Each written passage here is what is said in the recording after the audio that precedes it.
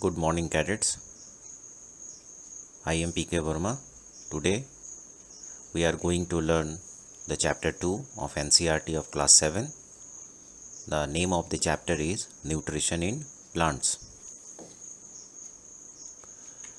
So, what to study in this class? The 7 points we have to discuss. Number 1 point is the different ways of taking food. Second, the examples of animals. Third, amazing digestion in starfish. Fourth, buccal cavity. Fifth, role of buccal cavity. Sixth, effect of saliva on starch. Seventh, steps of digestion. So these 7 steps for today's study, and when we will see all the steps, then we will give you the another class of the continued part of this chapter. The remaining portion will be covered in the next class. So up to these 7 steps we will follow the entire portion in detail.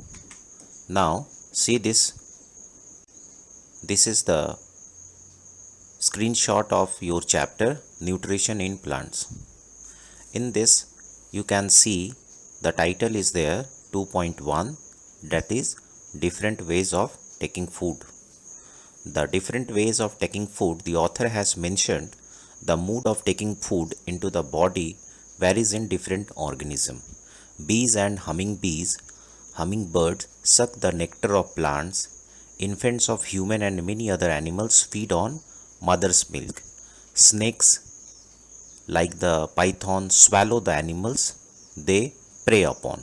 It means the examples the author has put about the bees, hummingbirds, the infant, snakes and other animals also. Already in the book the column is there, you have to fill up as an activity. So what the author wants to tell, that in the world there are different types of animals, the small to big ones, but they don't have the capacity to take food like human beings. Human being used to take the food by the hand and keep it in the mouth, but the different animals don't have the facility like human beings. Then how they used to catch the prey and take the food in their mouth? So in this study you will learn that the different ways of taking food in animals. Now I have given in this slide the few examples, as the author has stated that hummingbird.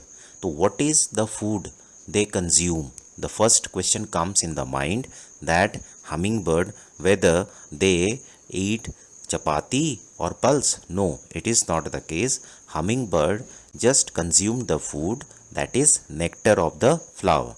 It is the nectar of the flower. Now the mood of taking or in taking food is quite different. That is, this is very important question. It may come in the examination in the form of question like this: what is the mood of food intake in hummingbird? Then you have to answer one line, that is sucking. That is sucking. It means that hummingbird consume the nectar of the flower in the form of sucking. Now the human beings eats different types of food, that is fruits, vegetables and all. Then mode of food intake is what? That is mouth, chewing and swallowing. Chewing and swallowing, that is we used to take the food and start chewing inside the mouth, and then after chewing properly we swallow the food. Then the chewing process, the process takes place in the mouth. It is called the buccal cavity or oral cavity. It chewing process takes place in the presence of enzymes also, and the food becomes soft, and then it goes down in the esophagus and we swallow through that. We will learn in detail in this chapter the mode of digestion in the human beings. Now come to the snakes.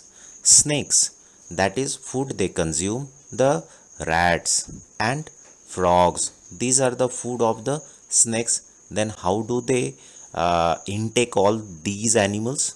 So they swallow. That is the food of mood of food intake is the swallowing. Now come to the frogs. What they consume? They consume insects. Understood? They consume insects, and they also the mood of intake is also swallowing. Sticky tongue. In this way you can gather lots of information regarding the food intake. Now you see that you have to make the list of different animals. I am stating you have to make the list of different animals. That in this way, what is the butterfly do? What type of food they consume? You have seen the butterfly. Then what type of food they consume? And what is the food intake method? The answer is, you have guessed rightly, that butterfly consume the food nectar, and the food intake is sucking. Correct. Food intake is sucking. Now ants. Come to the ants. You have seen the ants in your home, and they also consume food. Then what they consume? The answer is, they generally consume insects. Ants generally consume insects. And what are the mood of taking food? The answer is scrapping. Answer is scrapping. SCRAPING. Scrapping. So in this way, come to the topic that is also amoeba. Amoeba. The next animal is amoeba. Next animal is spider, earthworm. These are also the animals. Now try to find out earthworm, how, what are the what are the consumption of the food, and what are the method of taking food in terms of, in case of earthworms, spider, why that is amoeba, butterfly. The example I have mentioned. What the example I have mentioned. Now in this next slide you will see about the amazing fact. In the NCERT book, the starfish, the picture of a starfish is given in the blue color shade, and there the something is written. What is written there? It is written that starfish feeds on animals covered by hard cells of calcium carbonate. It means their body is covered by the calcium carbonate's hard shell. Hard shell means tough covering. After opening the shell, the starfish pops out its stomach through its mouth to eat soft animals inside the shell. It means that a starfish takes out its stomach outside. Means we used to take food inside the mouth and food goes inside the stomach. But in case of a starfish, the entire stomach comes out from its mouth, and the extracellular digestion, that is the digestion that is taking place outside the body, that is taking place, and the food becomes soft, and then the partially digested food is taken inside the body of the starfish, partially digested. That is, when you learn about the starfish, then you have to keep in mind that digestion is both extra and intracellular. That is, digestion is both extra and intracellular. What is the meaning of extracellular and intracellular? That is, the digestive juices which are produced inside the stomach are poured on the soft parts of the prey.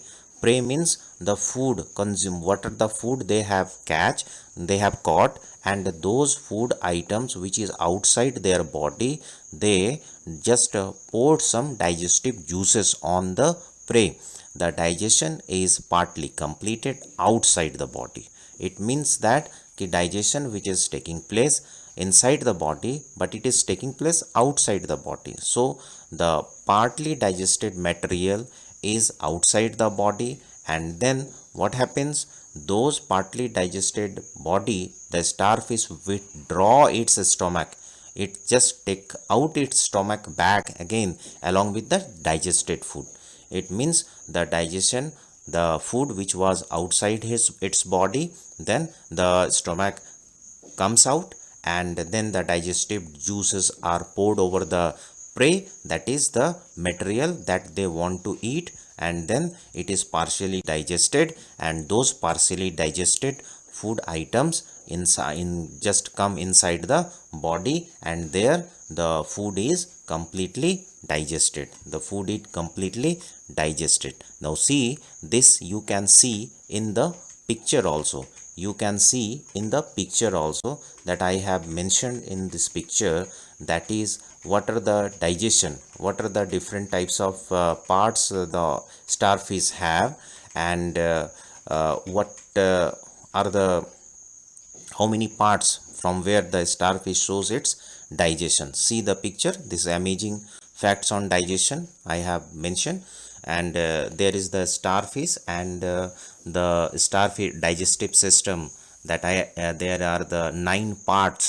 There are the 9 parts. Just you have to keep it in mind that whenever your book mentions about the starfish, little bit you have to know more, because in the VBM exam or any other science related examination, something new is being asked by you, not inside that ki everything. This is which is very simple. Everybody knows that starfish, the stomach comes out, but whenever the question comes, then the topic will be asked that what are the extracellular digestion, intracellular digestion in case of starfish. So what is written here, although sea stars live under the water and are commonly called starfish, they are not true fish. They do not have gills. It is one of the best confusion of the cadets, that in the classroom generally we see that starfish, the term fish is there, whether they are really fish. The answer is no, they are not really fish. They are not a true fish, because how can you differentiate? Because one answer is there, that is they have gills. They do not have gills. Starfish, they do not have gills, but the fishes have gills. Now the next point you can see, sea stars also move quite differently from fish. That is fish used to take the help of the fins. They used to take the help of the fins, means fishes help with the help of the fins, while fish propel themselves with their tails. Sea stars have teeny tube feet to help them move along. It means that they have the tube feet. They have the different body parts to move inside the water. So we have gathered information about the starfish. Now see, there are the next title 2.2, that is digestion in humans. Digestion in humans. Now digestion in humans start from the buccal cavity. Digestion in humans start from the buccal cavity. Now when the question comes, what is buccal cavity, then most of you knows that buccal cavity means mouth. Buccal cavity means mouth. Now see that the structure of buccal cavity, there is the lips, and there is the lips, and different types of teeth are there, and we will discuss in detail about the teeth and the function of all those different types of teeth. And you can see there is the soft palate. There is the soft palate. Tonsil is there. Tonsil is there, and there is the soft palate, there is a hard palate. Okay, so these are the internal structure of the buccal cavity. So generally anybody can ask you what do you mean by the buccal cavity, then your answer will be very simple, that the buccal cavity is made up of lips and the different type of teeth as well as the tongue. Inside the buccal cavity we see the internal structure, that is called tonsils, that is called hard palate and soft palate. So these are the general concept of the buccal cavity. Now the question comes, what are the main parts of the mouth? The question is there, what are the main parts of the mouth? The answer will be the mouth, also called as the oral cavity. It is also called as the oral cavity, and includes teeth, tongue, salivary glands, tonsils, back of the throat, and the epiglottis. Now the new term is mentioned here, throat and the epiglottis. We will go in detail in the next video. The mouth is an important part of the, as it helpful for speech and communication. Everybody knows it. It is also helping in eating and digestion. So This is a very brief explanation about the mouth, that is the buccal cavity. Now the next topic is already given in the NCERT in a picture. There is a topic that is effect of saliva on starch. That is, the diagram is there, and the NCERT asks for an activity. There is an activity and you have to perform this activity to prove that what is the effect of saliva on starch. Now the experiment is, I have just written the experiment in three different heads. The first head is experiment to show the effect of saliva on starch. The first head is effect to show the saliva on, experiment to show the saliva on starch, and next is the observation, and finally it is the conclusion. It is the conclusion. Now come to the experiment. How to do the experiment? So there are only 5 steps are there. You can mention this in this way. This is quite a good way of writing the answer. That is experiment to show the effect of saliva on starch. What are the points? What is the experiment? First of all, you have to take two test tube and just label those two test tube as A and B. Just write down or stick a paper of A and a paper of B on the test tube, and then in test tube A 1 teaspoonful boiled rice was kept.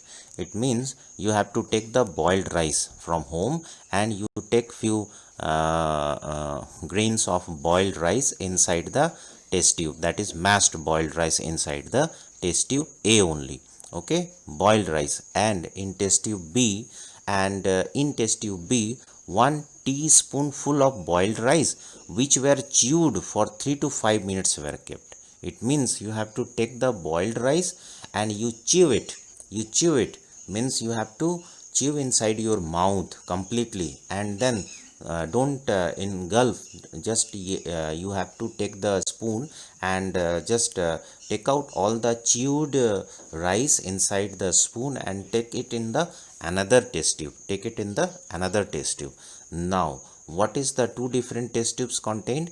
A test tube contains only the boiled rice without saliva, and B contains the chewed boiled rice that is already mixed in the saliva. Now 3 to 4 ml of water was added to both the test tube. Now what you have to do? You have to add the water in both the test tube. Okay. Now the last experiment is that then 2 to 3 drops of iodine solution was added to the test tube A and B. Now in the A, when you are adding the iodine solution, then what are the changes, and in the B, is there any changes? This is the observation that I have written. The observation, the test tube A shows blue black color, whereas test tube B does not show this color. It means that the boiled rice that contains starch, and that starch was digested in case of test tube B, that is starch completely mixed with the saliva and it is completely digested. But in test tube A, the starch was there but it was raw starch and no saliva was added. Then what were the conclusions? The conclusions were, the since test tube B has boiled rice, test tube B has boiled rice which were chewed for 3 to 5 minutes, the saliva present in mouth has acted upon starch to break down the sugar. So it does not show any color in presence of iodine solution. It means iodine reacts only the starch, but if you break the starch into the soluble sugars, then the iodine will not work upon it. It means that test tube A contains the raw starch which was not broken down by the saliva, so the color was visible, and it was the test tube A shows the blue black color. Okay, so this is the effect of saliva on starch. So we have discussed about the mouth, and inside the mouth we chew the food. Then is there any experiment to show the effect of saliva on starch? So yes, there is the experiment that we have discuss now the stages of digestion. Now the next title is the stages of digestion. Now see the two picture, and in this two picture, the picture number 1 shows that the parts, that is ingesting, digesting, absorbing and eliminating. Now it means that ingesting, taking food, and digestion, the food goes inside the stomach, not inside the esophagus. It is going inside the stomach, there the digestion taking place. Also inside the last part of the, that is stomach, and ultimately inside the small intestine also, the digestion, final digestion taking place. But there is no digestion in the large intestine, there is no digestion in the large intestine. Finally, when the digestion part is over, then the absorption starts in our body, and all the useful material is absorbed inside the blood. And when all the useful things are absorbed inside the blood for our growth, proper balance, development, then all the unwanted materials that is present inside our intestine, that is thrown out every day. The process is called the eliminating. Now these two pictures we will see all the second, just see the second picture. There is tongue, salivary glands, esophagus. Now one by one we have to learn the structure as well as their important roles, what they used to play in our body. So what are the stages of digestion here? The stages of digestions are 4 stages. The major 4 stages of digestion are: number 1 ingestion, number 2 digestion, number 3 absorption, number 4 elimination. Now this is the what we have studied about the buccal cavity. Now when we swallow the food, then the food goes where? Here the picture, the moving picture shows that the food which we are taking, it goes inside the esophagus. Now this is the passage where the esophagus helps the food to go inside the stomach. Now this is the passage only, and here there is no digestive enzymes, here there is no digestive enzymes. But what are the term, what is the important term that helps this food to go directly inside the stomach? And here the main important term is associated, it is called the peristaltic movement. It means this esophagus shows the peristaltic movement by which the food goes inside the stomach. Whatever your position is there, no issue, but automatically the food will be propelled down, and it will go down only, it doesn't come up, it will go down and go inside the stomach. So this is the role of esophagus, that is also called the food pipe. Now the term is there, the esophagus, that is also written esophagus, esophagus and food pipe. Now this esophagus is a muscular tube that goes from your pharynx, throat, to your stomach. It means pharynx, the another term is throat. The pharynx is also called throat, to your stomach. Food is pushed through your esophagus and into your stomach with a series of muscles contraction. Now I have mentioned the term. What do you mean by muscles contraction? The answer is the contraction of the muscles is called the peristaltic movement. The peristaltic movement helps the muscles to contract and the food goes inside the stomach. Okay, though it is very helpful process. Now the new term is the sphincter opens to let food pass into your stomach and closes to keep it there. It means when the food enters into the stomach, there is a lock system, that is the sphincter. When it opens, then food will enter into the stomach. Then I will mention the in brief what do you mean by a sphincter. So there are two sphincters. When somebody asks, then you must say there are two sphincters present in the esophagus, known as the upper and lower esophageal sphincters, present in the upper and lower esophageal sphincter. So what they do, they act to prevent the entry of air and the reflux of gastric contents respectively. It means that when the sphincter opens or when it is closes, it is controlled process. It automatically carries out its actions whenever you take the food.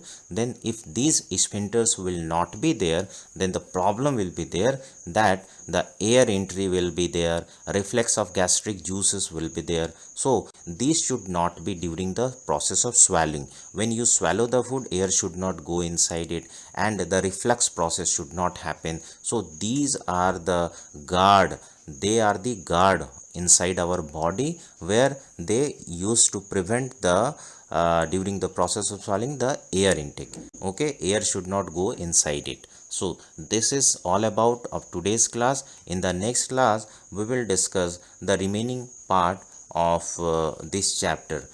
So please wait for the next video. We will upload with the complete diagram, because if the diagram is there you can understand well, and if the moving diagram will be there, automatically you will learn more easily, and it will be in your mind for a longer period of time. So in the next video we will discuss about the remaining part and the very important aspects of the digestion. So please do not miss the class. Thank you. Jai Hind.